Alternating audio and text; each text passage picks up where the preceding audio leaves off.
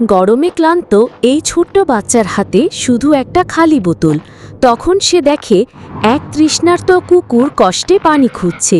নিজে পিপাসার্ত হলেও সে কুকুরটিকে পানি খাওয়ালো। হঠাৎ শুরু হলো ঝড় বৃষ্টি। বাচ্চা আর কুকুর আশ্রয় নিল দোকানে ছাউনিতলায়। এদিকে এক ধনী লোকের ব্যাগ পড়ে গেল, রাস্তায় ছড়িয়ে পড়ল টাকা।